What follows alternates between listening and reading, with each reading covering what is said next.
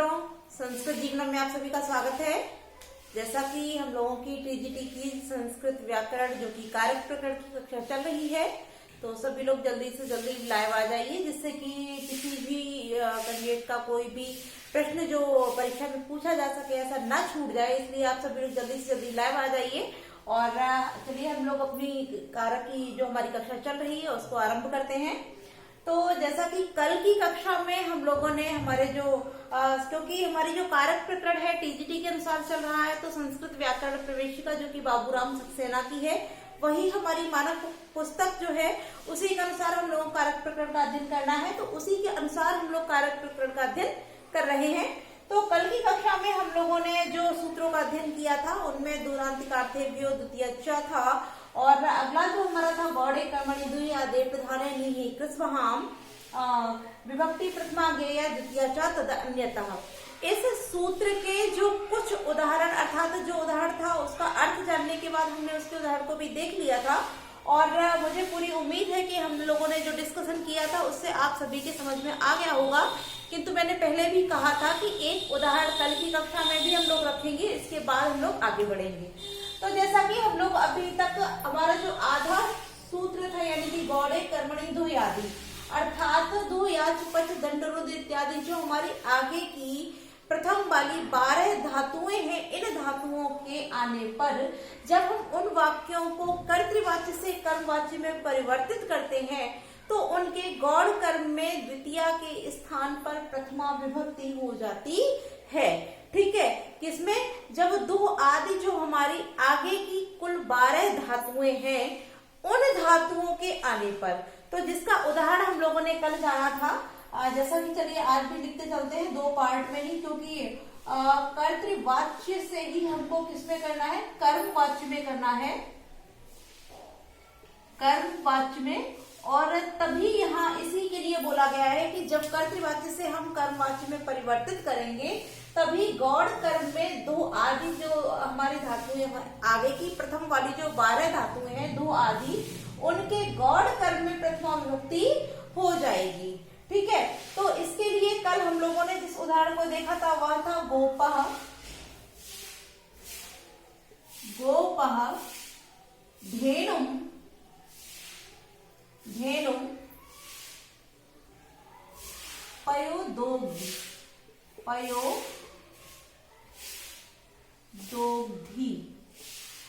पयोदोग्धि।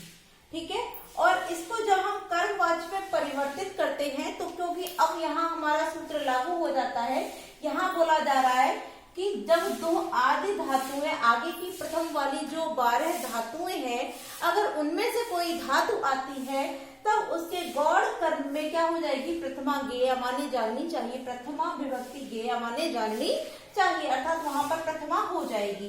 तो जैसा कि इसका अर्थ करके हम लोगों ने जान लिया था कि कौन सा हमारा इनमें से गौड़ कर्म है।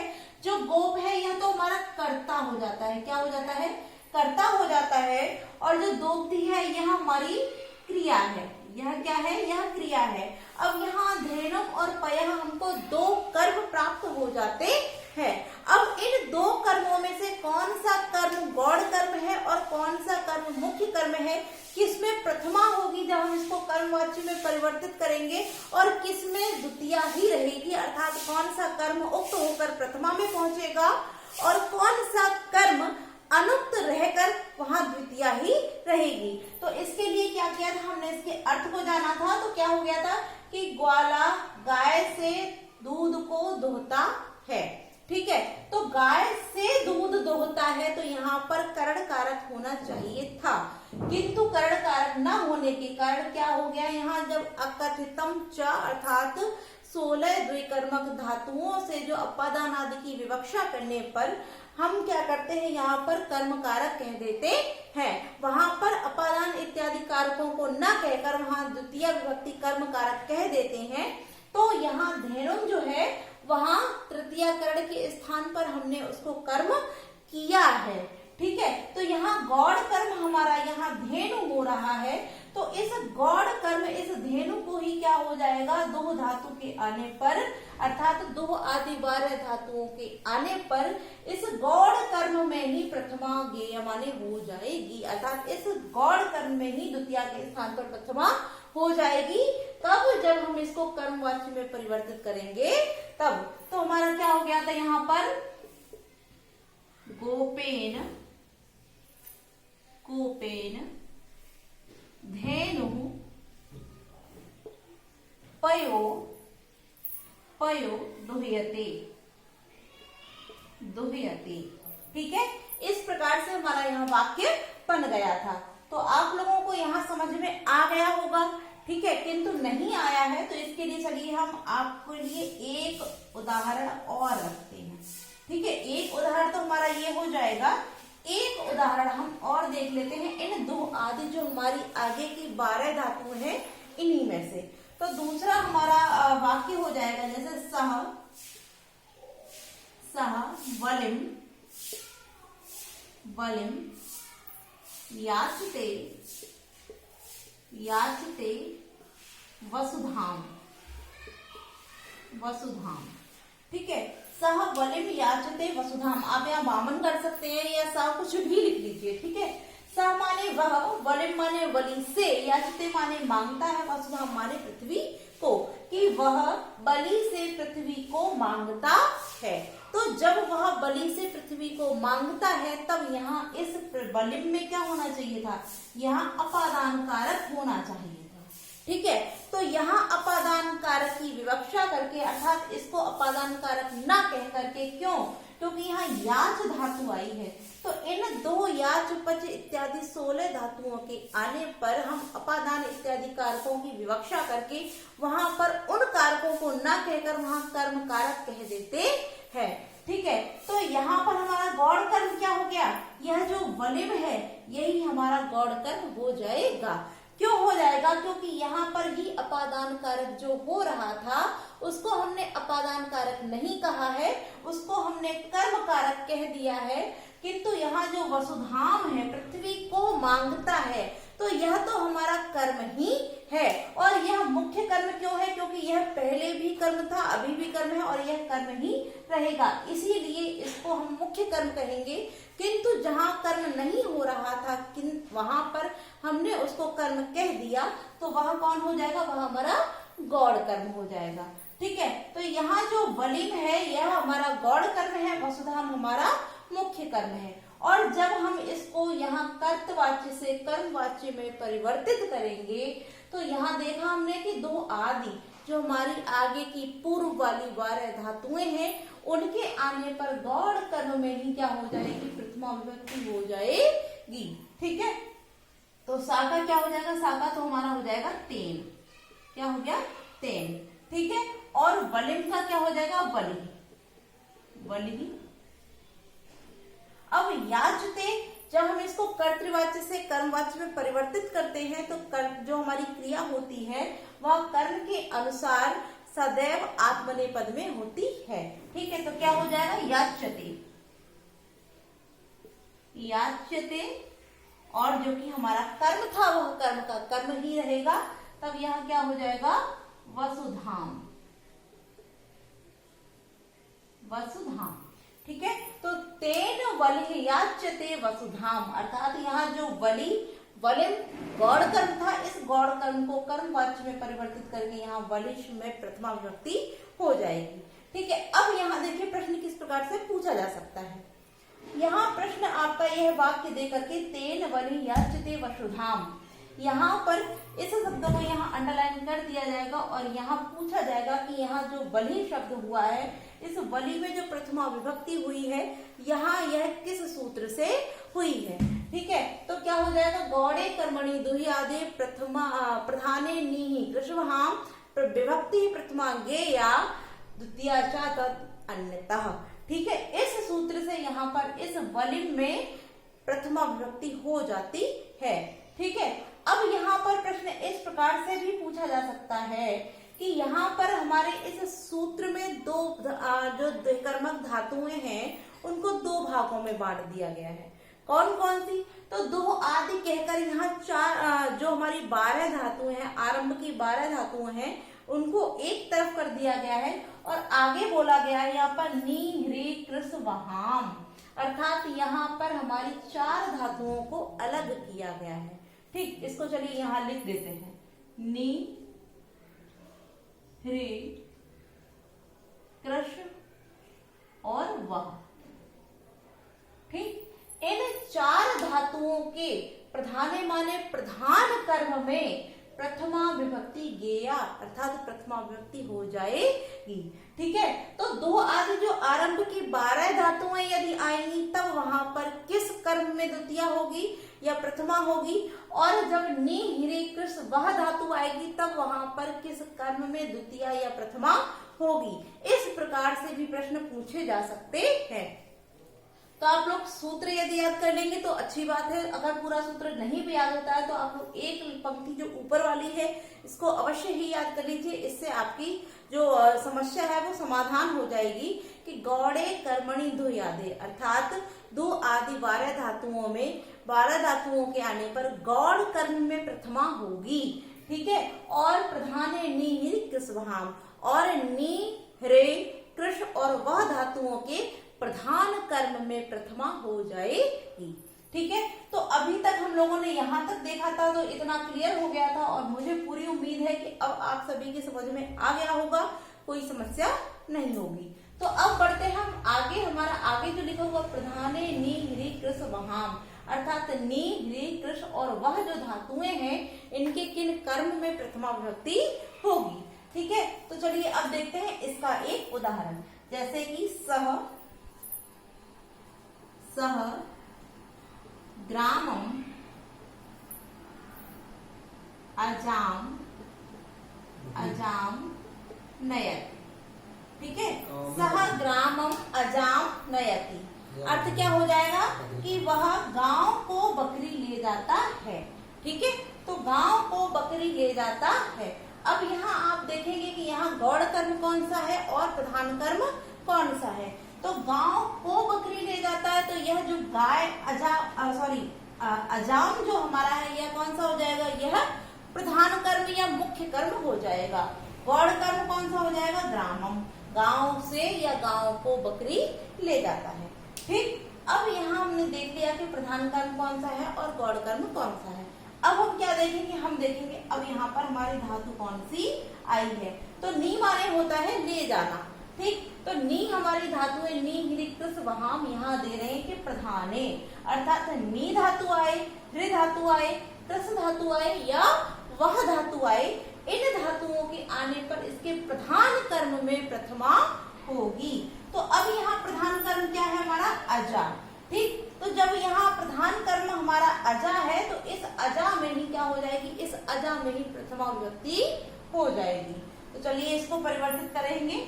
सा का क्या हो जाएगा, सा का माना हो जाएगा तेन। ठीक है, अब क्योंकि यह गौड़ कर्म है, ठीक, गौड़ कर्म है तो इसमें तो हमको कुछ करना ही नहीं, क्योंकि यहाँ बताया जा रहा है इसके प्रधान कर्म में प्रतिमा होगी ना कि गौड़ कर्म में। तो यहाँ ग्रामम का ग्रामम ही रहेगा, क्या हो जाएगा, ग्रामम। ठीक, अब अजाम नयति तो अजा में जब हम प्रथमा लगाएंगे तो क्या हो जाएगा, अजा। ठीक है, और अजा के बाद क्या हो जाएगा, नियते। नयति के स्थान पर क्या हो जाएगा, नियते। ठीक है, तो इस प्रकार से यदि हमारी नी धातु आए, ह्रा धातु आए, कृष धातु आए या वह धातु आए तो उनके स्थान पर यह जो मुख्य कर्म होगा। अब चलिए वैसे तो समझ गए होंगे आप मुख्य कर्म है कौन सा है और हमारा गौड़ कर्म कौन सा है। अगर हम बात यहाँ इस वाले उदाहरण को लेकर करते हैं, ठीक है, जिससे कि आपको समझने में कोई समस्या ना हो। यदि यहाँ याच धातु के स्थान पर नी धातु हो जाए या कृष धातु हो जाए या वह धातु हो जाती है, तब यहाँ जो हमारा बलिम के स्थान पर यहाँ बलि हो गया है, यहाँ बलिम के स्थान पर बलिम ही रहेगा, किंतु यहाँ वसुधाम के स्थान पर वसुधा हो जाएगा। कब हो जाएगा, जब धातु यहाँ परिवर्तित हो जाएगी तब। ठीक है, तो अब कंफ्यूजन नहीं हुआ होगा। यदि ये अंत वाली 4 धातु में हमारी आती है तब किसमें, तब प्रधान कर्म में प्रथमा होगी। किसमें, प्रधान कर्म जो होगा उसके स्थान पर प्रथमा हो जाएगी, अर्थात जो प्रधान कर्म है वो कर्म उक्त होकर वहां पर प्रथमा हो जाएगी और जो गौड़ कर्म है वो अनुक्त ही रहेगा। किंतु जब आगे इन 4 धातुओं को छोड़ करके द्विकर्मक धातुओं की 12 धातुएं आती हैं तब वहां पर इसके प्रधान कर्म में ना होकर कर्म में प्रथमा होगी, ना कि प्रधान कर्म में। अर्थात गौड़ कर्म उक्त होकर प्रथमा में परिवर्तित हो जाएगा और जो कर्म है वो अनुक्त रहकर वहां द्वितीया ही रहेगी। ठीक है, तो अब मुझे पूरी उम्मीद है कि आप सभी को यह वाला जो हमारा सूत्र है यह क्लियर हो गया होगा, किसी भी व्यक्ति को कोई भी समस्या नहीं रही होगी। तो चलिए आगे बढ़ते हैं। अब हम हमारा जो अगला सूत्र है उसकी ओर, जो कि बाबूराम सक्सेना में ही अगला बताया गया है, उस सूत्र की ओर बढ़ते हैं आगे। और आपकी जानकारी में जितने भी लोग टीजीटी, पीजीटी, साथ ही साथ एलटी, टेट, सुपर टेट की तैयारी करने वाले व्यक्ति हैं, आप सभी लोगों को, उन सभी को हमारे चैनल के साथ अवश्य जोड़िए। साथ ही साथ आप लोग लाइव आया कीजिए, जिससे कि आपके जो भी प्रश्न है आप लाइव क्लास में पूछ सकते हैं और उन समस्याओं का या उन प्रश्नों का जो हल है वो आपको अगली कक्षा में प्राप्त हो जाए। ठीक है, तो आप लोग अधिक से अधिक संख्या में लाइव आने की कोशिश कीजिए। साथ ही साथ आप लोग वीडियो को पूरा देखा कीजिए, जिससे कि आपका कोई भी प्रश्न परीक्षा में पूछा जाए वो न छूटे। ठीक है, तो चलिए अब बढ़ते हैं हमारा अगला सूत्र, जो कि बाबूराम सक्सेना में ही कहा गया है। वह जो हमारा है सूत्र, वैसे तो अगर देखा जाए तो यह सूत्र जो हमारा है अगला बोला गया है जो वो थोड़ा सा कठिन होता है। द्वितीय विभक्ति के जितने भी सूत्र हैं उन सभी सूत्रों में थोड़ा सा ये कठिन आता है या कठिन पड़ता है, समझने में थोड़ी सी समस्या रहती है। किंतु यदि आप लोग उसको हमारी कक्षा को पूरा देखेंगे और हमारे साथ लगातार जुड़े रहेंगे और जिस प्रकार से मैं उसको समझाऊंगी, अगर आप उस चीज को धीरे धीरे उसी प्रकार से समझेंगे तो मुझे नहीं लगता आपको वह सूत्र समझने में कोई भी समस्या होगी। ठीक है, तो आप लोग जुड़े रहिए और देखते रहिए। चलिए अगला जो हमारा सूत्र है वह है गति बुद्धि प्रत्यवसानार्थ गति बुद्धि प्रत्यवसानार्थ शब्द कर्मा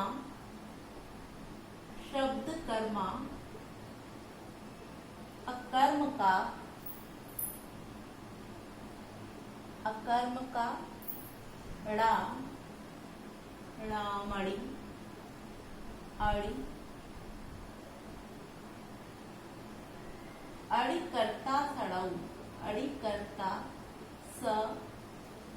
सड़ौ। ठीक है, अब यह जो हमारा सूत्र है गति बुद्धि प्रत्यवसानार्थ, हम इसको तोड़ तोड़ के पढ़ेंगे जिससे कि आपकी एक एक समझ में आ जाए, एक एक शब्द कि गति बुद्धि प्रत्यवसानार्थ शब्द कर्मक, यहाँ जो शब्द कर्मा लिखा हुआ है शब्द कर्म, फिर आप देखेंगे अगर संधि विच्छेद करते हैं तो क्या हो जाएगा अकर्मक का राम अड़िकर्ता सड़ौ। ठीक है, अब यह जो सूत्र है इसको आप लोग एक दो बार मेरे साथ दोहरा लीजिए, जिससे कि आप सभी को याद हो जाए। गति बुद्धि प्रत्यवसानार्थ शब्द कर्मा कर्म का राम अड़िकर्ता सड़ौ। ठीक है, एक बार पुनः उच्चारित कर लीजिए। गति बुद्धि प्रत्यवसानार्थ शब्द कर्मा कर्म का नाम अड़िकर्ता सड़ौ। ठीक है, अब यह जो हमारा सूत्र है यह क्या करता है इसको जानते हैं। तो यहाँ कुछ शब्द बताए जा रहे हैं, कौन कौन से? सबसे पहले यहाँ लिखा हुआ गति, तो गति से तात्पर्य हो जाएगा हमारा गत्यर्थक। क्या हो जाएगा? गत्यर्थक। फिर आगे बोला जा रहा है बुद्धि, तो बुद्धि से तात्पर्य बुद्ध्यर्थक। ठीक है, आगे बोला जा रहा है प्रत्यवसानार्थ, तो अगला हो जाएगा हमारा प्रत्यवसानार्थक।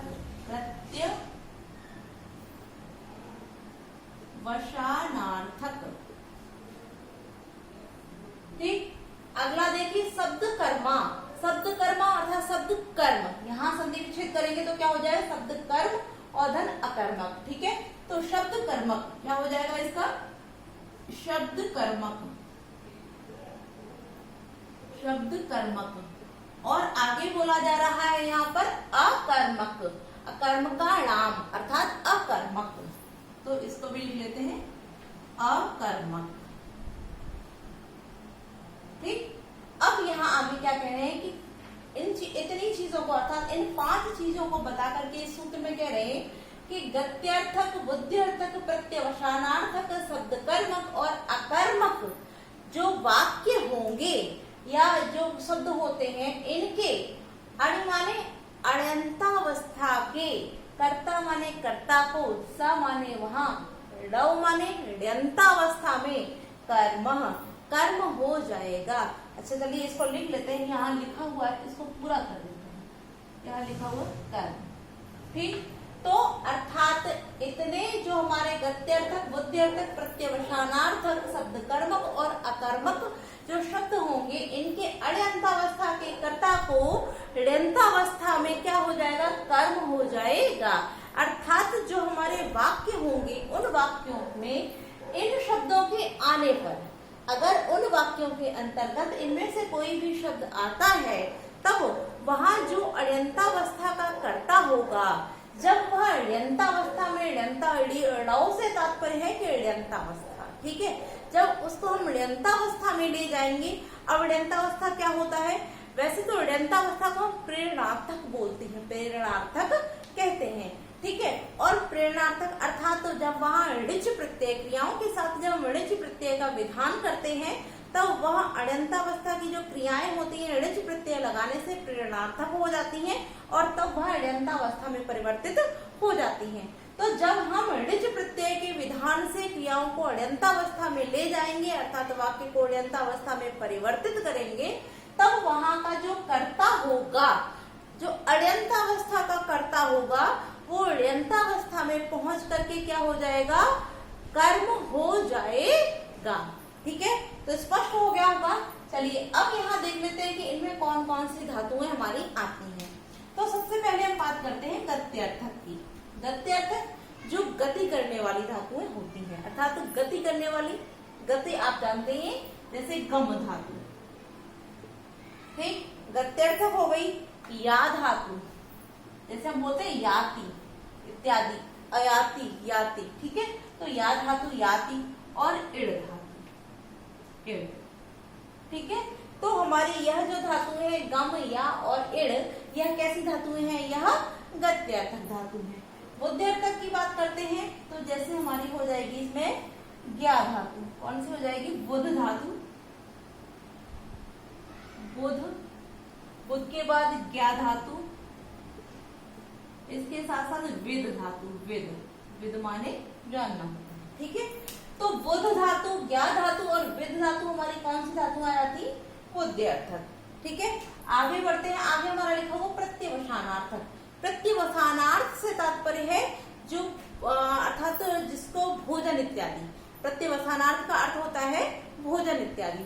तो भोजन इत्यादि अर्थात खाने इत्यादि के लिए जो हम धातुओं का प्रयोग करते हैं वह धातु हमारी प्रत्यवसानार्थ में आ जाएंगी। तो कौन कौन सी धातुएं इसमें आ जाएंगी, जैसे कि हमारी भक्ष धातु, भक्ष धातु, ठीक है, भुज धातु, इसके साथ ही साथ अध धातु, अध और खाद, ठीक है। यह जो धातुएं हमारी ये किसमें आ जाएंगी, प्रत्यवसानार्थ में, ठीक है।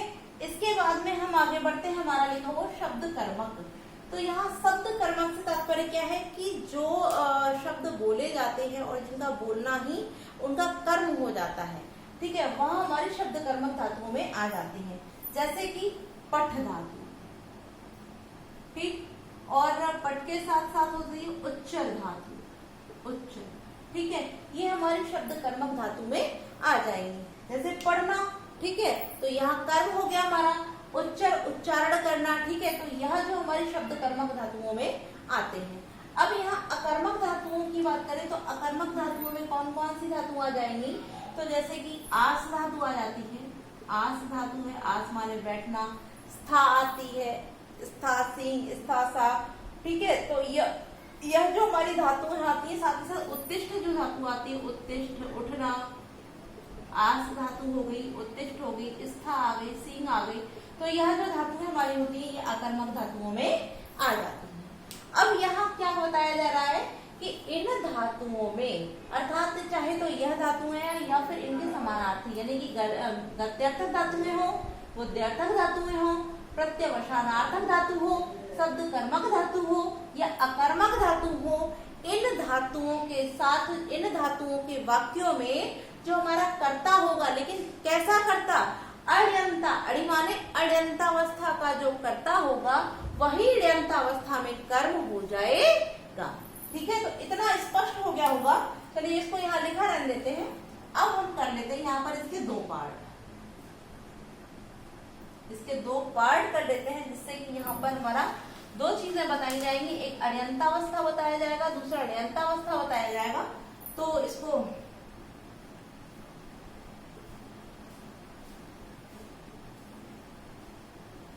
अण्यजंत,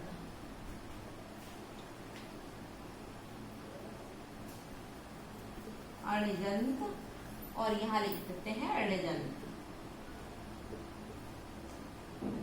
ठीक है, अब यहाँ पर आप लोग समझिए कि किस प्रकार से यहाँ पर अण्यंतावस्था का कर्ता अण्यंतावस्था में कर्म हो जाता है। एक तरफ हमने कर दिया अण्यंत और दूसरी तरफ कर दिया अण्यजंत। ठीक है, तो अण्यंत का अर्थ होता है, चलिए इसको लिख भी देते हैं, सामान्य या फिर साधारण। इसको साधारण भी बोल सकते हैं या सामान्य भी बोल सकते हैं। और अण्यंतावस्था का क्या होता है, इसका होता है प्रेरणार्थक, प्रेरणार्थक। ठीक, यानी कि जब हम अण्यंतावस्था अर्थात प्रेरणार्थक, ठीक है, और अण्यंतावस्था तात्पर्य जो साधारण वाक्य होता है, सामान्य वाक्य होता है, वही हमारा अण्यजंत कहलाता है। चलिए तो अब देखते हैं इसके उदाहरण को, जैसे कि सत्रवः स्वर्गम, स्वर्गम अगच्छन्, अगच्छन्। ठीक है, सत्रवः स्वर्गम अगच्छन्। अब हमने यहाँ जो गम धातु ली, हम सबसे पहले गत्यर्थक धातु का जो देख रहे हैं, क्योंकि यहाँ 5 प्रकार की धातुओं में ही बताया गया है कि जो इन 5 प्रकार की धातुओं का अण्यंतावस्था का कर्ता होगा वही अण्यंतावस्था में जाके कर्म हो जाएगा। तो सबसे पहले हम उदाहरण किसका लेंगे, गत्यर्थक धातु का। तो गच्छ धातु आप देख रहे होंगे, यहाँ गम धातु आ गई हमारी, गम धातु अर्थात गति करना, जाना। ठीक है, तो यहाँ सबसे पहले जो हमारा उदाहरण है क्या है, सत्रवः स्वर्गम अगच्छन्। अब इसको हम हिंदी में करते हैं तब आपको अच्छे से समझ में आएगा। इसका अर्थ क्या हो जाएगा, इसको अगर हम हिंदी लिखेंगे तो क्या हो जाएगा, शत्रु स्वर्ग को गए, शत्रु स्वर्ग को गए। ठीक है, यह हमारा यहाँ पर वाक्य हो गया। अब यहाँ आप देखिए कि यहाँ कर्ता कौन है, कर्म कौन है और क्रिया कौन सी है। तो आपने देखा यहाँ स्वर्ग को गए, तो गए अर्थात जाना जो है वो कौन क्या हो जाएगी, यह हमारी क्रिया हो जाएगी। क्या हो जाएगी, क्रिया हो गई। ठीक है, अब कहाँ गए, तो स्वर्ग को गए, तो जिस स्थान को गए वह क्या हो जाएगा, वह हमारा कर्म हो जाएगा। तो यह जो स्वर्ग है ये क्या हो गया हमारा, ये कर्म हो गया। अब क्या बचा हमारा, जो शत्रु है, शत्रु, यह कौन हो जाएगा, यह हमारे कर्ता, क्योंकि यह कर्म हो गया, स्वर्ग जाना क्रिया हो गई। तो अब कर्ता कौन है, जो शत्रु है, यह हमारे कर्ता हो गई। ठीक है, तो अब यहाँ एक चीज कंफ्यूजन खत्म हुई कि कर्ता हमारा कौन, वैसे तो आप लोग समझ रहे होंगे पर मैंने और क्लियर कर दिया। तो यहाँ जो शत्रु है हमारे, ये क्या है, ये हमारे कर्ता है। अब यही जो यहाँ कर्ता है, किसमें, अण्यंतावस्था में, जो अण्यंतावस्था में यहाँ जो कर्ता है वह अण्यंतावस्था में जब जाएगा तो यह कर्ता ही अण्यंतावस्था में कर्ता के स्थान पर कर्म हो जाएगा। ठीक है, तो कर्म जब होगा तो कब होगा, जब हम यहाँ पर जो हमारी धातु है, जब हम इसमें ऋच प्रत्यय जोड़ेंगे तब यहाँ पर ये प्रेरणार्थक हो जाएगा, और प्रेरणार्थक हो करके यह कर्ता हमारा यहाँ पर कर्म हो जाएगा। ठीक है, तो जब यह कर्म होगा तो चलिए इसको यहाँ लिखते हैं, जैसे कि शत्रुन, इसको हम जब कर्म करेंगे तो यहाँ बहुवचन में है, तो जब हम इसको कर्म में परिवर्तित करेंगे, यहाँ प्रथमा व्यक्ति बहुवचन में है। ठीक है, और जब हम इसको कर्म करेंगे तो क्या हो जाएगा, शत्रुन, द्वितीय व्यक्ति बहुवचन में हमारा शत्रुन हो जाएगा। ठीक है, और क्योंकि ये तो कर्म है तो कर्म ही रहेगा। जब ये कर्म है, कर्म ही रहेगा, तो इसको तो हम कर्म ही रखेंगे, तो क्या हो जाएगा हमारा यहाँ पर स्वर्गम, स्वर्गम। और आगे क्या हो जाएगा, यहाँ पर हमारी जो क्रिया है वो हो जाएगी अगम्यत, क्योंकि हम इसमें क्या लगाएंगे, इसमें हम णिज प्रत्यय लगाएंगे, तो यह क्रिया हमारी हो जाएगी अगम्यत। ठीक है, तो इस प्रकार से हमारा जो कर्ता था वो यहाँ कर्म हो गया। अब जब यहाँ कर्म होगा तो यहाँ कर्म कैसे होगा, क्योंकि यहाँ जो हमने णिज प्रत्यय लगाया तो हमारा यहाँ ण्यंतावस्था में आ गया, क्योंकि ण्यंतावस्था का एक अर्थ और हमने और क्लियर किया, क्या होता है, प्रेरणार्थक। तात्पर्य जब किसी से प्रेरणा लेकर के कोई कार्य किया जाता है तब वह प्रेरणार्थक होता है। जब हम णिज प्रत्यय का विधान करते हैं तब वह धातु हमारी प्रेरणार्थक हो जाती है, और जब हम अण्यंतावस्था से ण्यंतावस्था में परिवर्तित करेंगे तब वहां प्रेरणार्थक अर्थात किसी से प्रेरित होकर करेंगे। तो जो हमारा कर्ता है वो यहाँ पर कर्म बना, तो यहाँ पर भी कोई कर्ता होगा, तो कर्ता अर्थात यहाँ क्या हो जाएगा, हम यहाँ समझाने के लिए आपको कर देते हैं, जैसे हमने यहाँ हरि ही लगा दिया, क्या कर दिया, हरि। अब इसका अर्थ क्या हो जाता है कि हरि शत्रुओं को स्वर्ग भेजते हैं, या हरि ने शत्रुओं को स्वर्ग भेजा।